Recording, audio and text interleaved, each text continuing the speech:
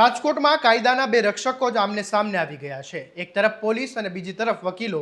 University police સ્ટેશનમાં બનેલી ઘટનાએ હવે સમગ્ર રાજકોટમાં ચર્ચા જગાવી છે।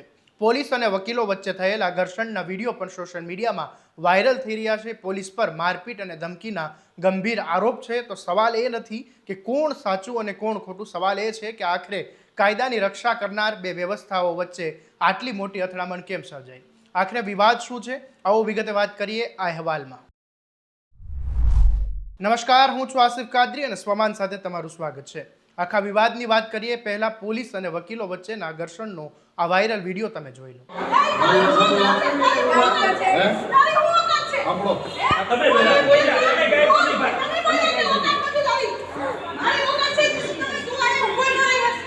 રાજકોટમાં પોલીસ અને વકીલો વચ્ચેનો વિવાદ હવે વધુ ઉગ્ર બનતો જઈ રહ્યો છે। યુનિવર્સિટી જે પોલીસ સ્ટેશનમાં વકીલ રવિ વાઘેલાએ પોલીસ કર્મીઓ પર મારપીટ અને ધમકી આપ્યાની ફરિયાદ નોંધાવી છે। આ ઘટનાને લઈને રાજકોટના વકીલોમાં ભારે રોષ જોવા મળી રહ્યો છે।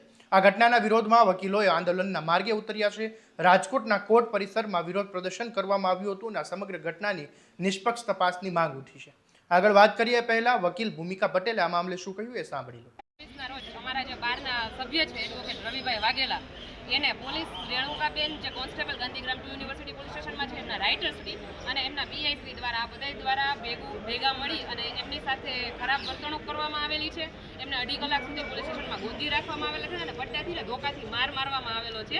અને જ્યારે અમારા પોલીસ સ્ટેશન અમારા જ્યારે રાજકોટ બાર એસોસિએશનના હોદ્દેદારો આ પીઆઈને રજૂઆત કરવા જાય છે ત્યારે પીઆઈ જવાબ એવું જ આપે છે કે તમારે અમારો રેકોર્ડ જ્યાંથી કઢાવવો હોય ત્યાંથી કઢાવી લેજો, આ મારું 3જું પોલીસ સ્ટેશન છે, મારી કાર્યવાહી આ જ રીતે થશે, મને મારા પોલીસ સ્ટેશનમાં વકીલ આવે એ મેળ જ નથી આવતો। એટલે ટૂંકમાં આ પીઆઈ જે છે, પીઆઈ સાહેબ અને પોલીસ સ્ટેશન એની માનસિકતા જ વકીલ વિરોધી છે। વકીલ છે એ પોતે કોર્ટના ઓફિસર તરીકેની એની જે ગરિમા હોય એ જાળવવી જોઈએ અને જો પોલીસ સ્ટેશનની અંદર એક વકીલ સાથે આવો વ્યવહાર થતો હોય તો સામાન્ય જનતાએ તો આ લોકો પાસેથી શું આશા રાખવાની? એટલે આજે અમે સીપી કચેરીએ બધા રાજકોટ બાર સ્ટેશનના હોદ્દેદારો સહિતના અમે તમામ સભ્યો આજે અહીંયા સીપીને રજૂઆત કરવામાં આવેલા છીએ કે રેણુકાબેન જે કોન્સ્ટેબલ છે એના વિરુદ્ધ અને જે આ રાઇટર હતા એને તાત્કાલિક અસરથી સસ્પેન્ડ કરવામાં આવે કે જેના વિરુદ્ધ વિડીયો પુરાવા છે અને પીઆઈ વિરુદ્ધ સીસીટીવી ફૂટેજ સહિત કબજે કરી અને પીઆઈ વિરુદ્ધ સખત તપાસ કરવામાં આવે અને જેથી ખબર પડે કે સત્ય શું છે।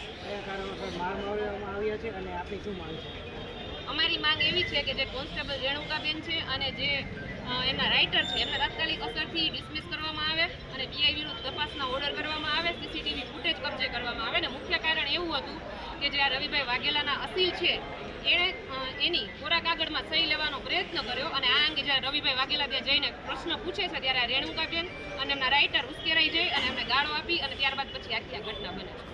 વકીલોનું કહેવું છે કે કાયદાની પ્રક્રિયાનું પાલન કરવાના બદલે પોલીસ દ્વારા સત્તાનો દુરુપયોગ કરવામાં આવ્યો। જો કાયદાની જાણકાર વ્યક્તિ સાથે જ આવું વર્તન થઈ શકે તો સામાન્ય નાગરિકો સાથે કેવું વર્તન થશે તેવો સવાલ ઉઠવામાં આવી રહ્યો છે। બીજી તરફ પોલીસનો પણ પક્ષ સામે આવ્યો છે। પોલીસનું કહેવું છે કે સમગ્ર મામલાની તપાસ ચાલી રહી છે અને કાયદા મુજબ જે યોગ્ય હશે તે મુજબની કાર્યવાહી કરવામાં આવશે।